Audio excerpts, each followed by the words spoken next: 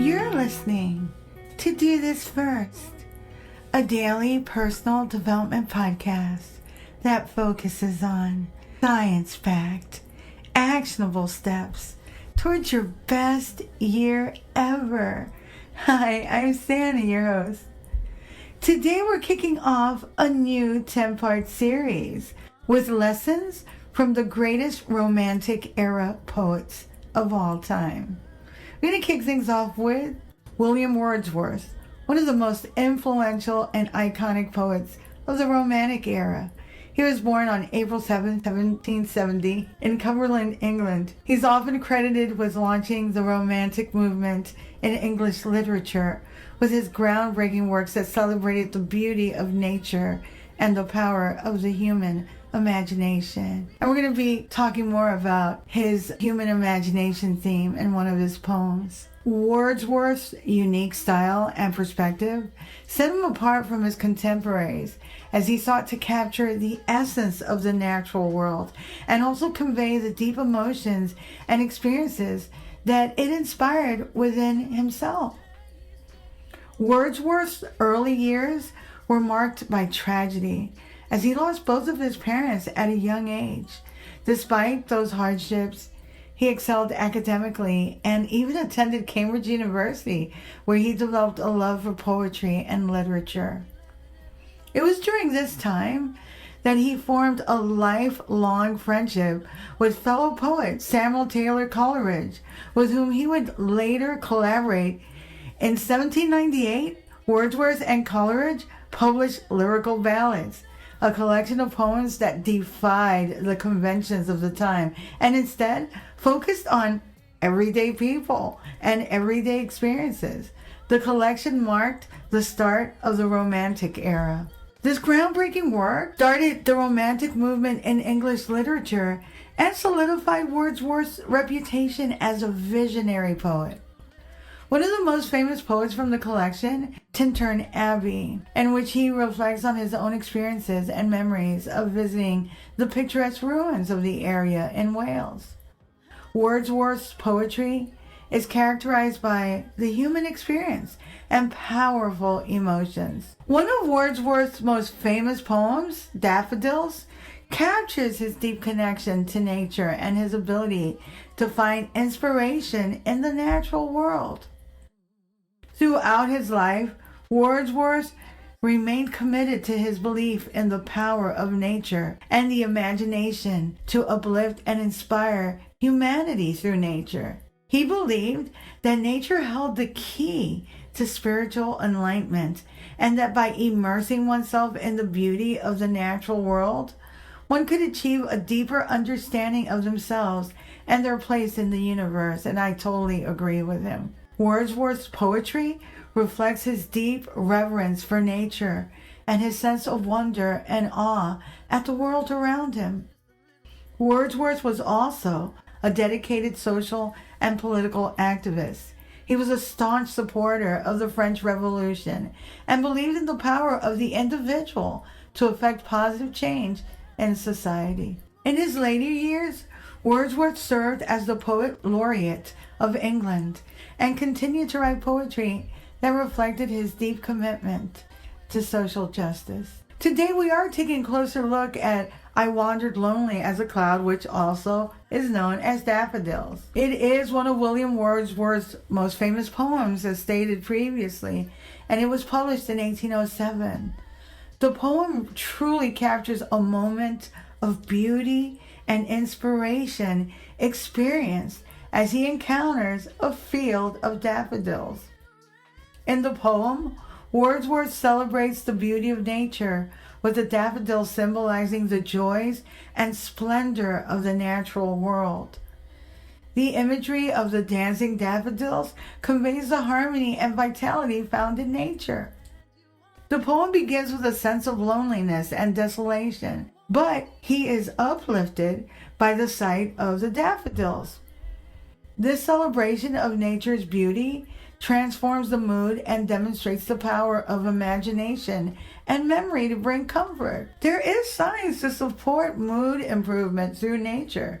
This concept, often referred to as nature therapy or ecotherapy, explores the connections between nature and improvements in mood, stress reduction, and overall mental health. Here's some key points highlighting the scientific link between nature and mood improvement. Firstly, reduced stress and anxiety. Studies have shown that spending time in natural settings such as parks, forests, green spaces, even your backyard really, can help reduce stress, anxiety, and feelings of depression. Natural settings have a calming effect on the mind and can promote relaxation. Attention restoration theory suggests that spending time in nature can help restore cognitive resources, and also it can improve concentration, it can improve focus, and your overall mood. Natural settings offer a respite from the demands of daily life, and they allow for mental rejuvenation. Exposure to nature has been associated with physiological benefits such as lower blood pressure, reduced heart rate, and decreased levels of the stress hormone cortisol, all of which can contribute to improved mood and emotional balance. Another theme of the poem is inspiration and creativity. The daffodils become a symbol of creative energy and artistic inspiration that can elevate the spirit and stimulate the imagination. Also, memory and recollection. The memory of the daffodils continues to bring joy to Wordsworth even after the actual moment has passed. This underscores the importance of memory in preserving moments of beauty and the enduring impact of nature on the human soul. There's also a strong theme that we lightly touched on of imagination, and it does play a significant role in enhancing the emotional depth and impact of the poem. When he encounters the field of daffodils, his imagination is sparked. He vividly describes the scene, conveying the beauty and liveliness of the daffodils. This imaginative perception transforms the ordinary into the extraordinary, illustrating the power of the mind to shape and enhance our experiences. Wordsworth's imaginative engagement with the natural world allows him to momentarily escape the feelings of loneliness and desolation that he started the poem with, and it replaces it with a sense of joy and wonder. The daffodils become a source of emotional resonance, evoking feelings of happiness, contentment, and it transcends his sadness. This escapism through imagination highlights the therapeutic and transformative nature of creative thought. The daffodils in the poem serve as symbols of the power of imagination to elevate the spirit and enrich the human experience. They represent not only the physical beauty of nature, but also the imaginative capacity of the mind to perceive and appreciate that beauty.